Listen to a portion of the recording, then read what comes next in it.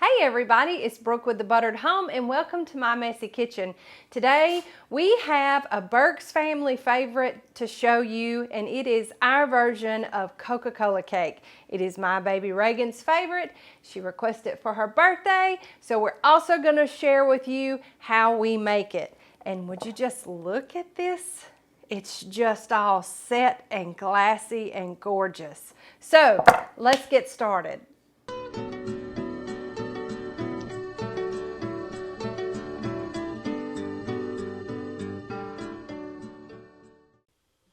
Okay, first we're going to mix up our dry ingredients. In a large mixing bowl, we start with just our regular dry ingredients, the normal cast of characters. Our plain flour, which is 2 cups, then 2 cups of sugar, a half a teaspoon of salt, and then we are going to add in a teaspoon of baking soda,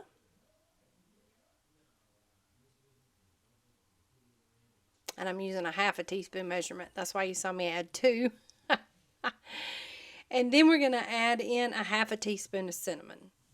I'm going to use my handy dandy Lazy Brook sifter and use my whisk to sift those together, and then we will set that aside.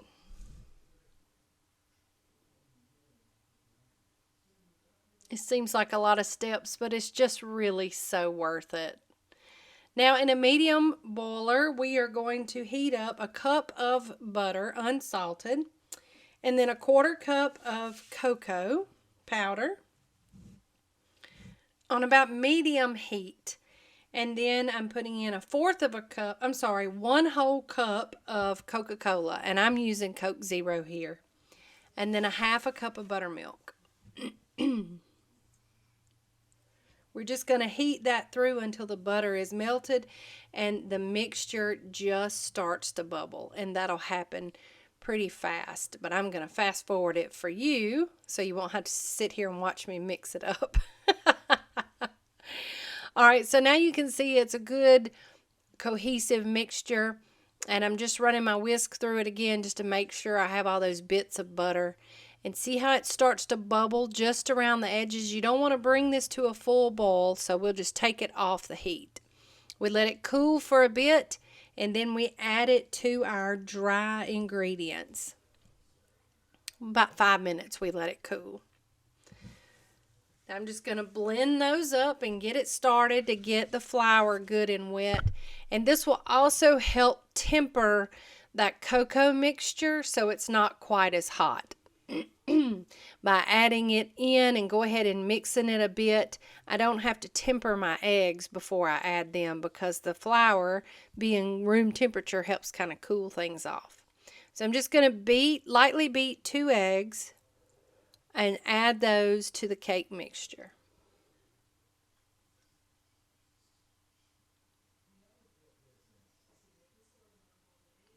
And then we're going to put in 1 teaspoon of vanilla. Again, using a half a teaspoon spoon. I don't like washing dishes, so I try to use one common thing.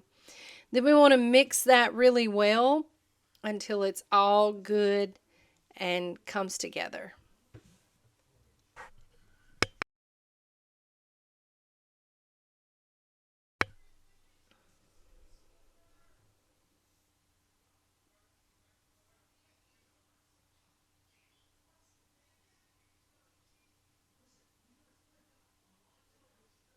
And I'm just going to scrape down the edges of that pan, kind of fold the mixture in on itself to make sure I don't have any hidden flour on the bottom. Now, if it does tend to be a little lumpy, don't worry about it. It'll be fine. So I'm just going to lightly spray a 9.5 by 13 baking pan or casserole pan, whatever you want to call it. And I'm just going to pour that cake mixture right in. This will go into a 350-degree oven for about 30 to 45 minutes, or until the knife or toothpick comes out clean.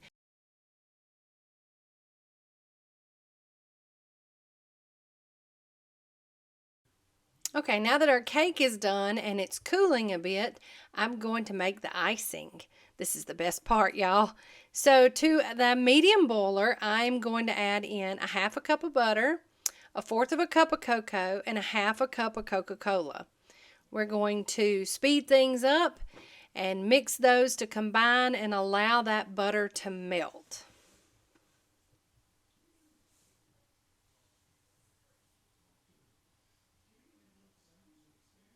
Once the butter melts and everything starts to boil, we're only going to allow it to boil for about 15 to 30 seconds, and then we'll remove it from the heat straight away.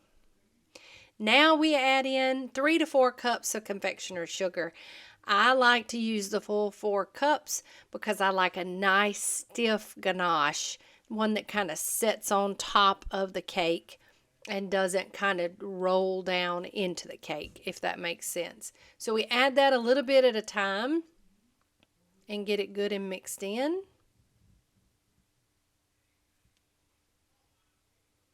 And I'm just using my whisk, but you can also use a hand mixer to help get out any lumps you may have.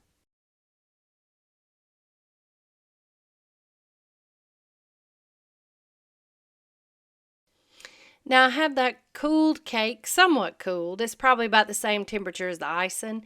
And we want those two things to cool together because it allows that icing to set up on top.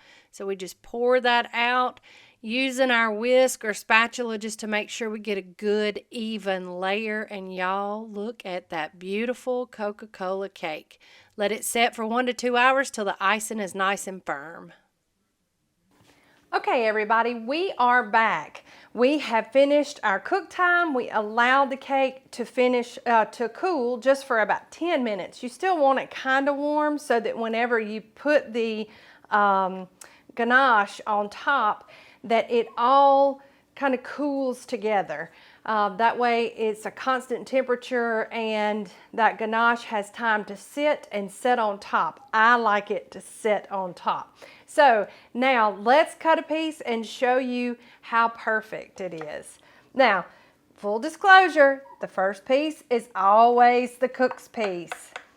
So I'm just gonna cut out a corner because it's gonna be messy no matter what I do. And we're gonna try our best to get it out so that we don't hurt the icing, so that you can see how perfect it is. I'm just gonna use my fork, kind of get down in there so that I can get the whole piece out in one whole piece. There we go.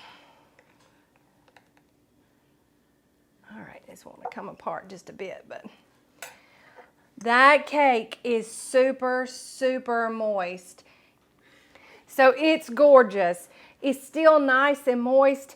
We let this cake cook for about 40 minutes. We didn't go over that 45-minute mark, and the cake came out at internal temperature of 205 degrees, and that's the perfect temperature for your cake anytime. And that icing has just set in about a half an inch layer on top. It's crispy, but still creamy and just fantastic. So we're gonna take a bite so that I can taste it before everybody else does.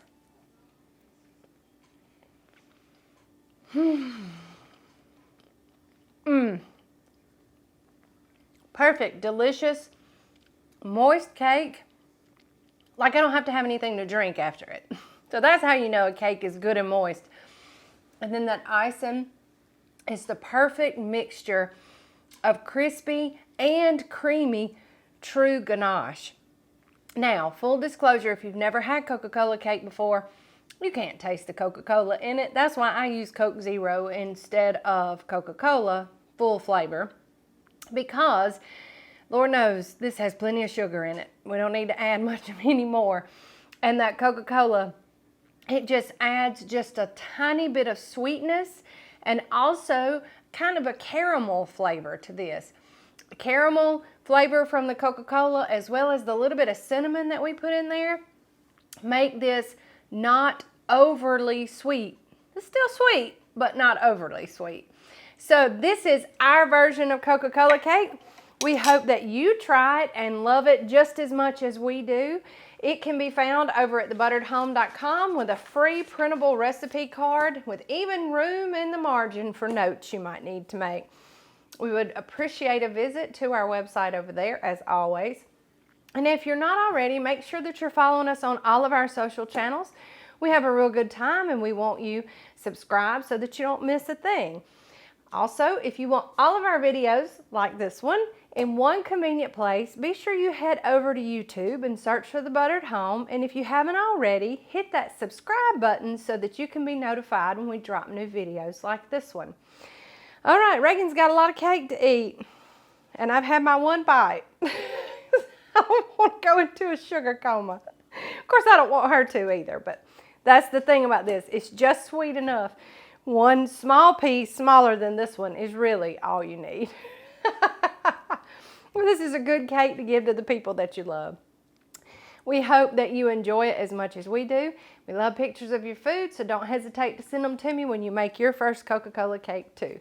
From the buttered home to your home, we sure love y'all. Bye.